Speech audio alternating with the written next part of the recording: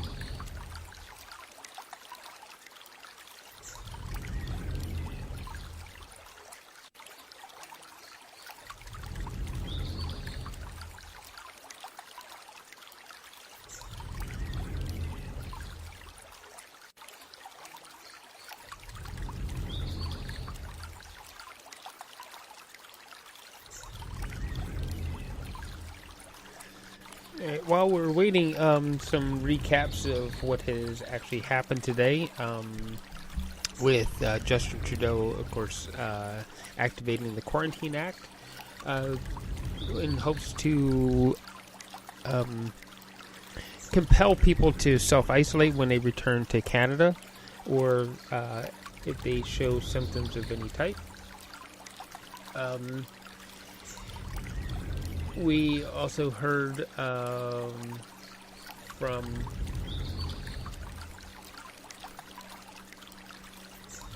Adrian Dix and an advocate for seniors, where they expanded to 211 and are asking for people to volunteer and help out. To deliver volunteer type services to seniors in their area, up to including like virtual visits and things like that, which is probably very cool. People need to be reached out to and touched, right? Also, on my personal Facebook, I posted a video of a guy who claimed to have been tested positive for COVID-19, and it turned out all to be a hoax. He has been arrested in North Carolina for a coronavirus hoax at a Walmart, and if you go to depictions.media, you will see a link to the North Carolina news story that shows how he got arrested and is being charged. So.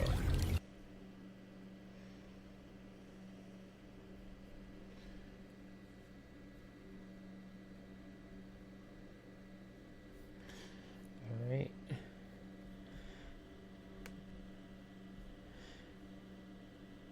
We're still waiting for.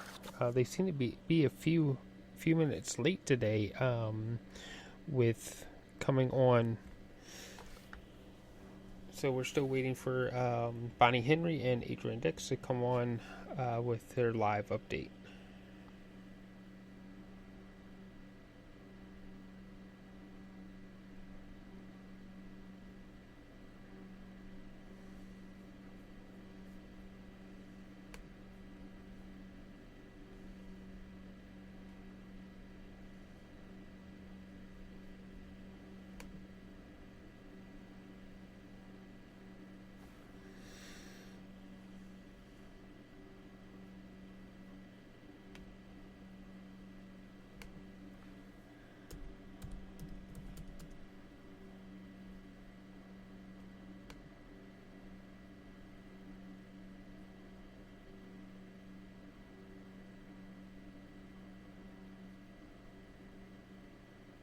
Oh, here we go. It looks like it's starting now.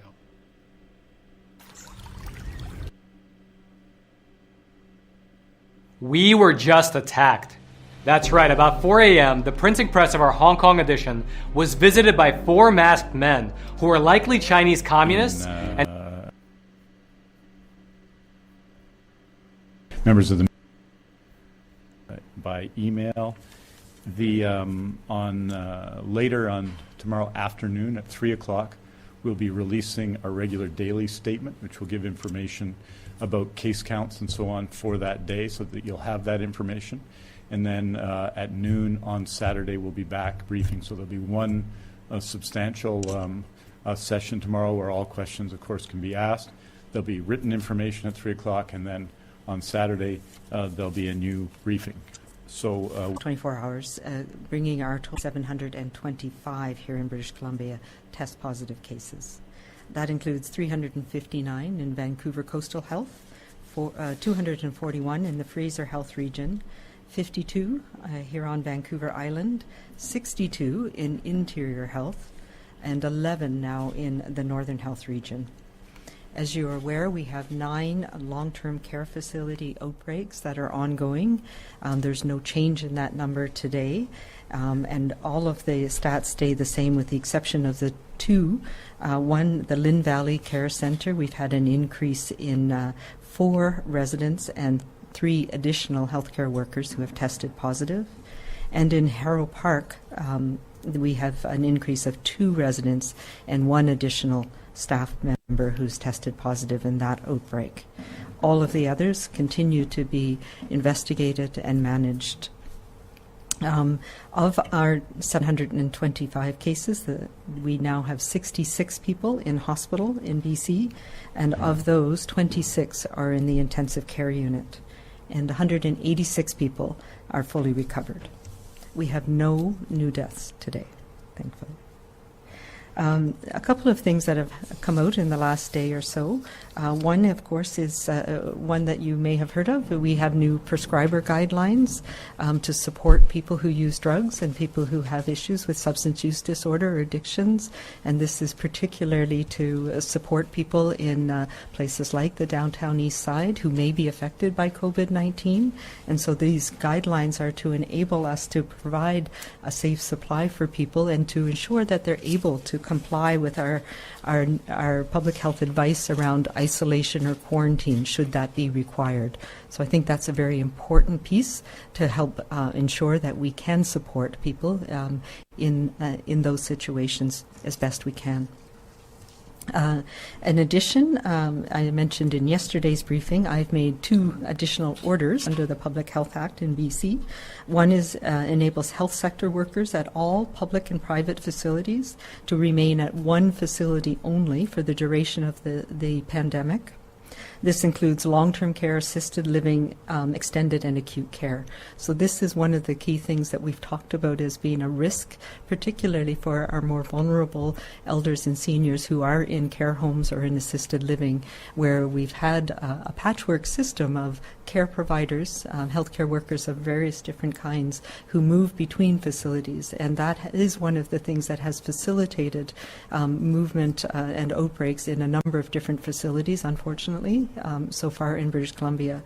So this will be really important to help support those workers to be able to work and to maintain the support that we need in those facilities with decreasing that risk. So decreasing the potential for transmission both between healthcare workers but also, most importantly, between facilities. The other thing that was announced earlier this morning, which you would have heard, is that Minister Farnworth has come out with a number of enhanced provisions and made it quite clear around the Provincial Emergency Declaration under the Emergency Programs Act. And I'm really pleased that he has done some things that have defined essential work for the province, and this will help clarify things, as I know a number of different municipalities were looking at different definitions of who essential workers were and what types of essential services we needed. As well, there are enhanced powers to enforce the orders that we have in place in British Columbia, whether they're orders for isolation, quarantine for people who have returning travelers. And along with that, the Government of Canada has now determined that they are going to use the Quarantine Act to enforce a 14-day quarantine for all travelers entering Canada. So that became effective as of last night, and we are and will be working with them to ensure that we can align our enforcement of these orders if needed. And I think it's, we've said before, although it was an expectation at the the federal level, it has been an order for people here in British Columbia, and we have had good compliance with this order, although in a couple of occasions we need to enforce it. So every day that we stay home, that we do what we have been asked to do, we stay apart but staying connected, brings us a day closer to being able to manage this response. There are still many, many things that we can do and we should be doing together. We can connect with friends online. We can share stories about our day. We can share pictures. We can share videos. We can have celebrations together virtually. And there's lots of those that have been examples lately of people having birthdays where their community can celebrate without having the physical connectedness that puts people at risk. We can all make a difference, but we need everyone to be 100% committed to doing this. That doesn't mean 100% of people all have to stay in their house, but each and every one of us needs to right now make that commitment to stay away from people who are vulnerable, to stay at home when we can, to go out for essential things only, to make sure that we are able to provide those essential services. If you're a healthcare worker, if you work in a grocery store, we're depending on you, but we need you to do that safely, and that means maintaining the physical distance between people. But we also need to continue to coming together as a community and to do that virtually. So we need to take care of each other right now. We need to be kind, and we need everybody to do their part.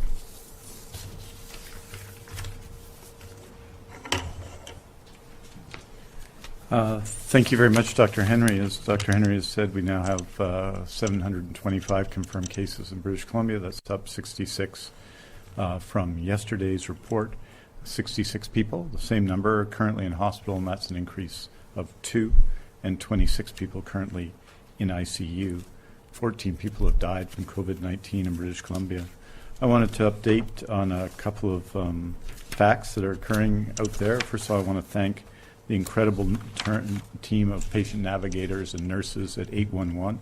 For the first time yesterday, we answered calls answered 5,070, and the average wait time yesterday was 5.3 minutes, which reflects the extraordinary number of both new staff and the commitment of those staff that we've seen at 811, which is enormously helpful to people as they deal with both the anxiety around COVID-19 and the reality of feeling sick in BC at a difficult time. I wanted to note as well, and this is of interest, I think, to people, that we now have more registrants in BC, people who have come back and registered as doctors and nurses, 26 doctors and 248 nurses. And as well, we have many care aides who have joined and rejoined in support of healthcare facilities in BC. And all I can say, and I want to speak for Dr. Henry and the Premier and the whole government, is how much we appreciate how much that demonstrates our shared commitment and the extraordinary commitment of all healthcare workers to the care of people in BC. Finally, I wanted to note that we have as of March 26th, as of today, 3,903 total beds vacant in the acute care system in BC, that the current occupancy is 63.6% overall. The current occupancy of critical care beds is 54.8%, which is pretty consistent, and the total vacant critical care beds are 371. Tomorrow will be Dr. Henry and Stephen Brown and myself will be providing some briefing on what we've described as modeling, which is to let people know some of the models of what could be expected in BC, including what we see based on BC data, but also taking worst-case scenarios. So what you're going to see tomorrow is our preparations in the face of what could be worst-case scenarios in BC in comparison to places such as Hubei and Italy. There has obviously been a lot of concern and talk about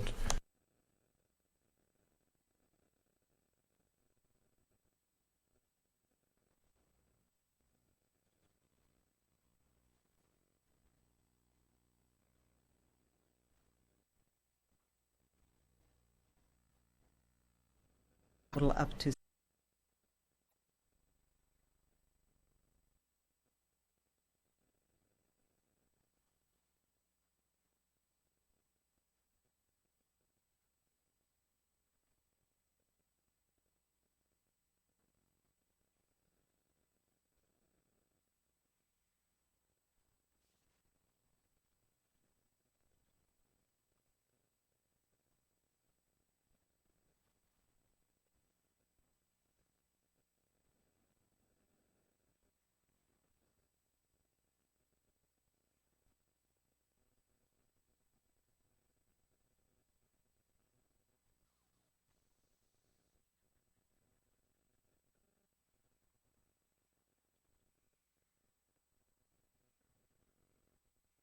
that what we do today matters.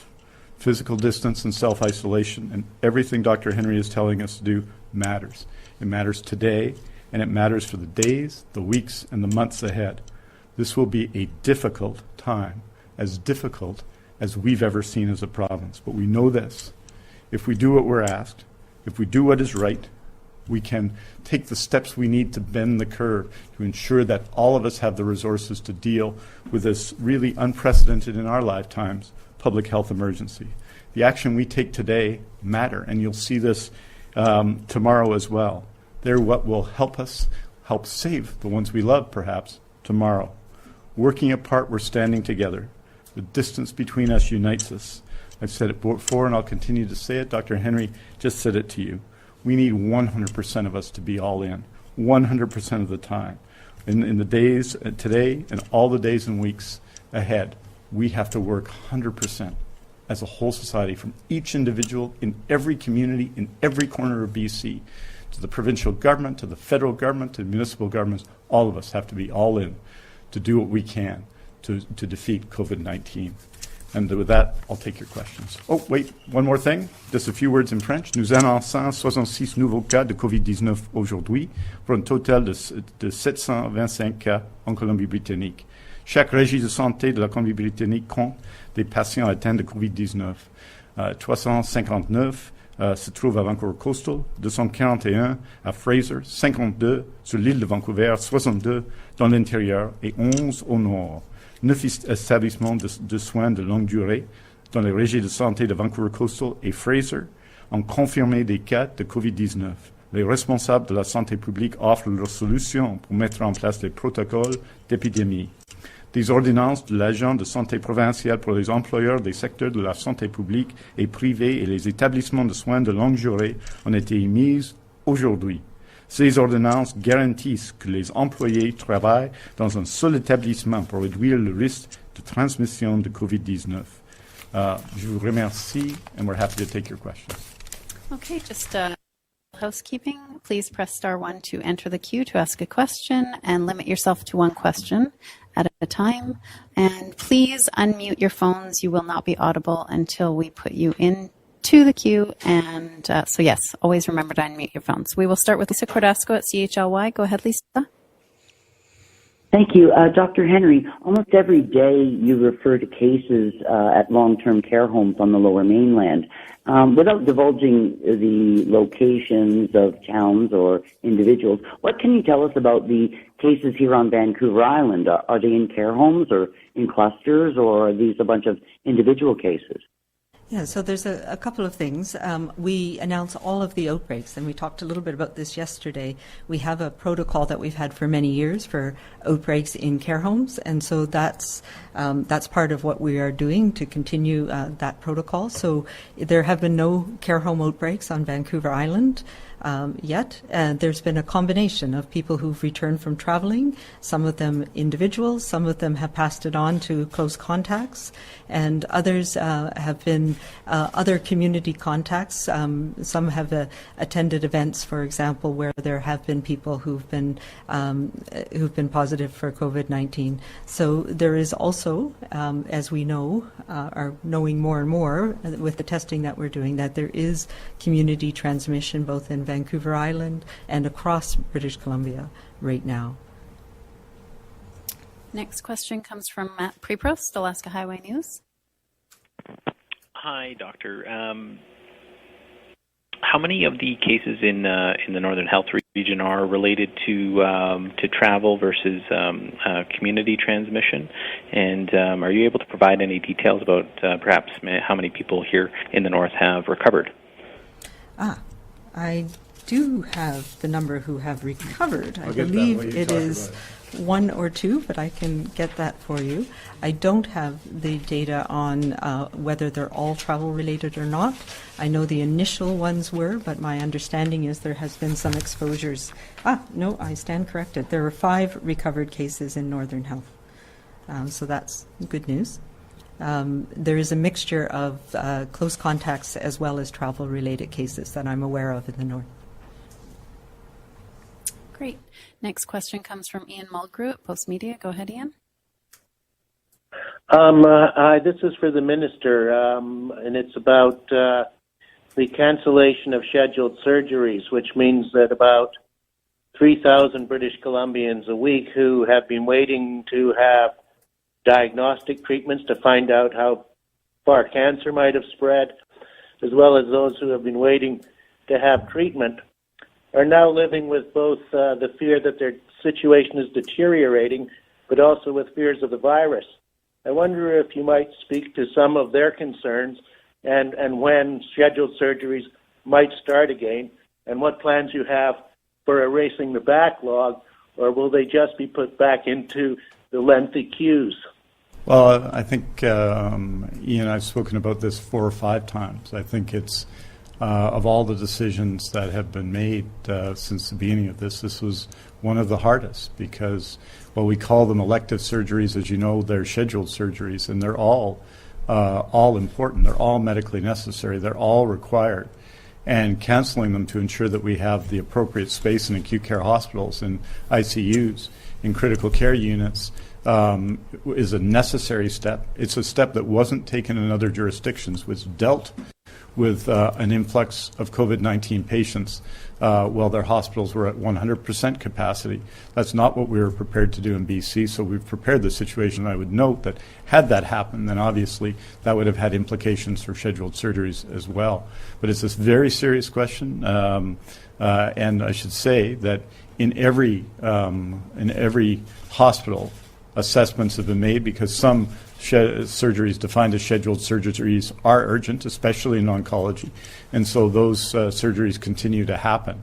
But you're correct. We're talking about the cancellation of thousands of scheduled surgeries, which will tell you, and the opening up effectively of almost 4,000 hospital beds. That tells you effectively how seriously we take the situation, how seriously we take the need to be prepared, and how difficult these decisions are, not just for hospitals and for doctors and for nurses who are not doing the work that they were born to do, that they've done to restore life and movement to people who were waiting for surgeries. Not just to them, but of course the many, many people who will be affected about this in the days and months to come. And yes, in this area, as in many others, there will be once we get through this, and it's going to take a while, once we get through this, urgency in getting back to work in every area, and healthcare is one of the most significant ones. We operate this time of year in general, a healthcare system in the acute care sector at 103.5%, which means we're going to the max all the time. And so when you're operating as we are right now, with a total capacity of 64%, that tells you that we've had to make some significant steps. I think most people will agree they're the right steps, but they're not without consequences. And obviously, we're preparing, hoping for that day that will come when we'll be able to restore those surgeries and get back to work, because that will be a huge priority. And the cost of delay will also have been felt in the months where things are delayed. So my heart goes with them. I've been in touch with a number of people who face this circumstance, and I have to say many of them have been extraordinarily courageous, but also, obviously, they're worried and concerned and have all the same anxieties that we have about COVID-19. Next question is Victoria Chang, Ming Pao. Oh, hi. Dr. Henry, you mentioned that there's the patients under age of 10, and that is a trial. So do you have any updates for these trials condition right now in the hospital? I don't at the moment, but we can provide some more information about children tomorrow in our briefing. I don't believe the person is still in hospital, but I could be wrong. Next question comes from Simran Singh, Daily Hive. Go ahead. Hi, Dr. Henry. With the increase of cases we see at Park Center, could you please explain what carers and nurses be doing in that center when they come home to their families? Should they be self-isolating? And how do you best suggest they do that, especially if they live with their kids or their partner? Yeah, so people in the care homes, there's processes that we're putting in place around the outbreak. So yes, we do ask them to stay away, to go directly home, to stay home and stay away from others. If they do not have symptoms, we still feel that the risk is low for others, but we are, because we know it's a high-risk setting, we are asking people to take measures to prevent transmission to others, and there are ways of doing that. We've been supporting people. We have some details on how you can try and do that within your home. I know it's an incredible challenge for some people, and I know some people have taken that step of having their children or their family live elsewhere or staying with others during this period of time when we're going through this because of the concerns about the risk. Next up is Lisa Yuzda, News 1130. Go ahead. I'm wondering, with this issue of social distancing, we're seeing people flying into airports. They're not distant on the planes, and then we see them crushed together or close together at the airports. How is that being managed? Yes, we've had lots of issues about talking about who gets on an airplane, who gets off an airplane, how it's all done. That is, of course, managed by our partners in the federal government, particularly the Canadian Border Service Agency. And I know they have been taking steps to make that more efficient and effective in terms of distancing, physical distancing in those settings. It is a challenge. They have, as you know, restricted flights coming into the country to 4 major airports, including YVR, and the processes that they've put in place have been ramped up. I keep hearing stories, particularly not all of the flights from the U.S. or from some of the sun destinations go through those 4 airports, and there is a variety of ways that people are managed in those settings. It is one of those challenges. We know that it's only for a short period of time, and we've been encouraging them and assisting them, ensuring they try and put in the best measures possible. Enhanced hand hygiene, making sure people are screened is something that is happening. And now it will be mandatory. If anybody has symptoms, they will be quarantined at their place of arrival. And if they don't, they'll be directed into isolation and told how they can get to their place of residence, so they will not be allowed to go on public transit, for example. So there are more restrictions coming in, but it is a challenging environment for sure. Keith Baldry, Global News. Dr. Henry, I know we're going to get some pretty bleak numbers tomorrow with the scenarios, but yesterday you said you were heartened by the fact the hospitalization numbers didn't really go up as much as they had the last couple of days, and today was barely an uptick on that front as well. So do you continue to be heartened by what you're seeing on hospitals? I don't dare hope at this point. We're still very much in the first incubation period from when we started putting in these restrictive measures. So there are people out there who are incubating this disease. We know there's been transmission. So we are not going to see a dramatic change for another 5 to 6 days. And then I'll maybe, if we continue this way, but there are many things that can happen. We can have an outbreak in a small community. We can have a hospital outbreak. There is so many scenarios right now that we take it day by day. And I guess reinforces again, there are many things that we need everybody to do, because this is the time where we can make a difference. And the social distance, the physical distancing is something that all of us have to take seriously right now, because that is our best buffer. It's our fire break. It's our firewall, so that we can put out all the little sparks that are happening in our community now based on what occurred 5, 6, 7, 8, 10 days ago. We're able to do that better, and we can try and control this in a way that is going to manage our ability to care for people both in the hospital with COVID-19, but everybody else who needs health care as well. And the only way we can do that is everybody committing to taking the physical distancing seriously and continuing to do that on a day-to-day basis right now. Vaughn Palmer, Vancouver Sun. Go ahead, Vaughn.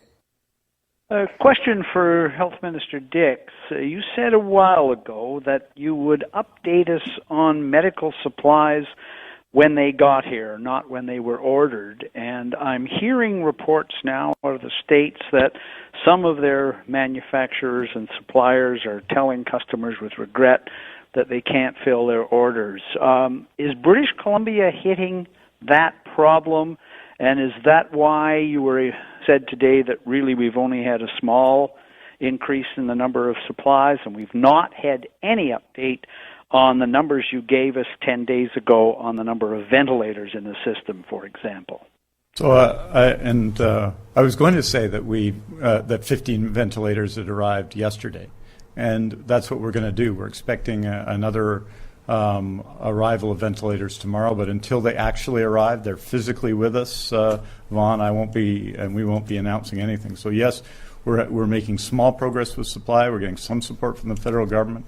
You know that the federal government has in some ways had the lead for Canada in seeking out international supply, and I know they're working very hard on that. We don't just depend on them. We're making our own significant efforts to seek large supply as well. But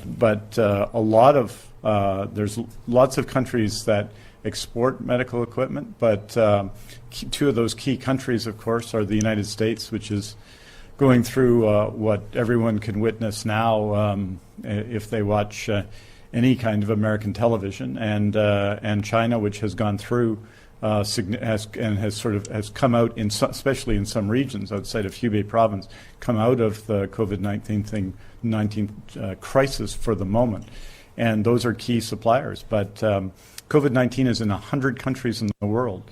And so the challenges that we face are the challenge everyone's facing. So that's why we're taking steps locally. We're doing everything we can to use the equipment we have properly, to extend out the time we have with our equipment, and we're making enormous efforts every day to seek more supply as well. And because that's got to be our commitment to the healthcare workers, all of those healthcare workers who are out there preparing for COVID-19 patients, are working with COVID-19 patients in the community, are in acute care hospitals and making all the preparations we're making now. But you're right, the disruption in the United States is significant, and the disruption in other parts of the world is significant as well. And so with that in mind, we're giving it absolutely everything we have. Next question comes from Cheryl Jean, CKPG. Go ahead, Cheryl. Yes, this is a question for Dr. Henry, please. Physical distancing, how do you see that being achieved in a place like a shelter? Yeah, obviously a shelter is a challenging situation, and there's been a number of different ways that people have been trying to address it. At the same time, trying to meet the needs of the people who are in that shelter. So I know some of our shelters have have closed because they've not been able to put in appropriate things like being able to distance, being able to provide the appropriate cleaning products, having a plan to be able to isolate somebody if need be. But there's a lot of work going on to try and support that. I think that when we have been thinking about shelters and the population in the shelters and the workers in the shelters, our real focus is on prevention and preventing it from getting into that environment. And so we're taking measures around that, screening people. It's, as we say, a challenging thing. The other part of it, though, that we have to remember is that shelters are, in many cases, a person's only home. For lack of a better word, and so we need to make provision so that we can support people and do it in the safest way possible. But it is, as you indicate, it's a challenge, and especially in some of the larger shelters. I know there's many different ways that communities are looking at this. Some of it is moving people into smaller settings so that there's not as much people in a greater number of smaller settings. And here in Victoria, they're looking at some of those provisions as well. Gail Johnson, Yahoo News. Go ahead, Gail. Thank you. Dr. Henry, my question pertains to babies, so children under 1 year of age. We're hearing occasional stories of babies either being tested for or diagnosed with novel coronavirus. In one case out of the UK, apparently the baby's mother and even care provider initially passed off the fever as being caused by teething. What should a parent or guardian be looking for, and when should they have their baby assessed? Yeah, good question. As we know, most young children seem to be less affected by this, but there have been case reports, as you say, very small numbers of infants who've been affected by COVID-19, and some of them severely affected. So I think the same thing applies if you have concerns about your child, to make sure that you connect with your care provider and ask about the issues, particularly if you have had contact with somebody or have been in an environment where COVID-19, and I say that because we have now several public places where we know there's potential exposures. So it's really challenging, and it is a discussion that needs to be between your care provider and yourself, and then in public health we can facilitate testing if it's needed. Okay, next up we have Victor Kaiser, Radio Kamloops.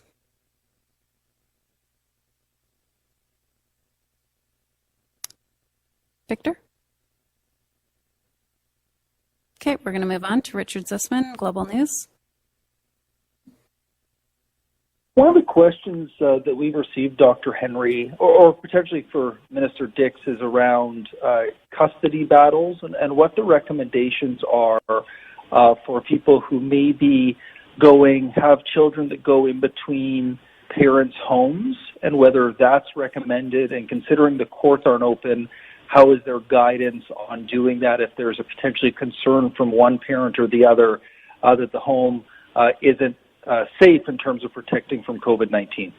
Yeah, that's a very challenging question, and it's not one that I can give individual advice on. Although the courts may be closed, there are ways of connecting with the legal system to address your own particular individual situation, and really that's the advice that I have to give.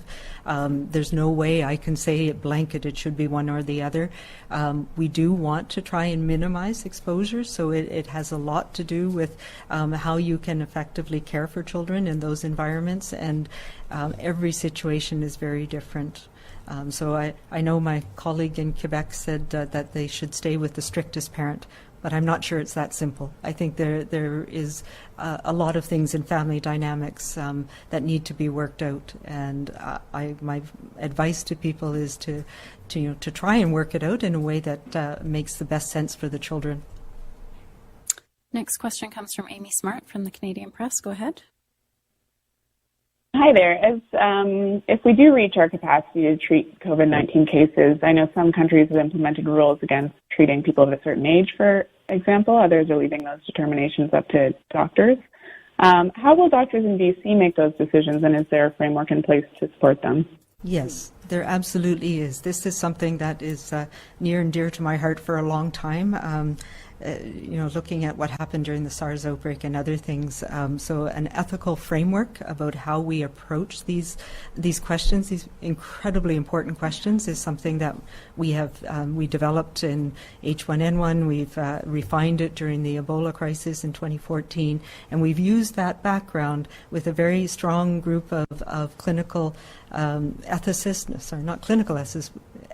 in our province that we've had ongoing discussions with over many years, and I raise my hands to them. We have a really strong group of ethicists in this province who have assisted us on this, and since January, when this first started, I tasked them with looking at developing the framework that we can use and adapting the framework for COVID-19, and then addressing some very specific questions. One of those is around personal protective equipment, and the other one was around ventilator and decision making about who will get scarce treatments if that comes to pass. So we do have a very detailed framework, and I thank all of my clinical care, my nursing colleagues who were involved in developing this framework.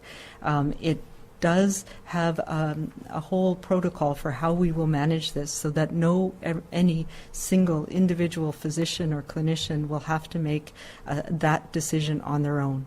There is a system that is being set up for clinical decision-making, ethical decision-making at each hospital that's involved, and also a provincial strategy, we call it a tripartite appraisal. I'm sorry, I can't, TATT, but I can't remember what it stands for. But we have people at the provincial level that include myself and a critical care lead, a nursing lead, who will be imposing, if we need to, the framework, and it will be under the specific circumstances, and it is all laid out, the considerations that we have, the ethical principles that underlie the decisions that will be made. So it is, and I want to reassure my colleagues, because this is something we worry a lot about in healthcare, is having to make that decision on our own. Okay, next question is from Nick Eaglin, Vancouver Sun. Those ethics frameworks will be posted publicly once they're finalized. Okay, go ahead, Nick. Hi, Dr. Henry. I'm just wondering if there's any more details you can share about the safe supply, like when that's going to happen and how that's going to be delivered to people. So this is a guideline for providers, so physicians and clinicians who are supporting people who are living with addictions and substance use disorders. So it's to support them in how to make those decisions. So, for example, I know there's a number of providers that are working in the downtown east side, and it's supporting them and being able to support their clientele, the people who are living in that community. And there's also backup support from the rapid response team to be able to support the individual and the clinician in making sure this can all happen in a way that's safe. So the guidance is quite specific, and I know it will, if it's not already released publicly. It's been distributed, and I think you'll expect something soon, Nick, that will come from the Ministry of Mental Health and Addictions, and it'll be widely distributed. And I think, as far as I understand it, you'll be seeing it this afternoon. Great, and we have time for one more question. Devin Bedell, Black Press, go ahead. Hi there. I heard earlier this week that health officials in the UK announced that 3.5 million antibody tests have been ordered. Can you say when or if these antibody tests could come to the province? No, we are absolutely looking for an antibody test. There is still a lot of there's a lot of research going on about an antibody test, and what an antibody test lets you do is determine who was infected. So right now, the test that we have that is being used around the world to detect cases is one that relies on detecting the ribonucleic, the RNA of the virus in your saliva in particular, and other body fluids. And that one tells us the virus is present. So what an antibody test does is it lets me know 1 week or 2 weeks later if I had the infection. It's a measure of your body's response to the virus. So when I'm infected with a virus, my immune system develops what we call antibodies to try and bind to that virus and kill it so that it can't create damage to my cells. But so an antibody test is not helpful in diagnosing me right now if I'm sick, but it is helpful in helping us understand where in our community people have already had this infection. So we are absolutely looking for an antibody test. There's been a number that are still experimental, and I know I think it was Iceland or Finland was looking at doing some broad antibody testing as well. We have a research program that we've already started with the BC CDC to take bits of sera, so blood that people have given to the lab for a whole bunch of laboratory tests, and we can take that anonymized sera, and then we have it as a baseline, and then we can do testing in 3 months, 6 months, once we have an antibody test, and see what proportion of the population has actually had this disease. Really helpful, not so helpful right now in determining on a day-to-day basis who's infected. But yeah, we're looking for it. That's all the time we have for today. Thank you Thank very much. you.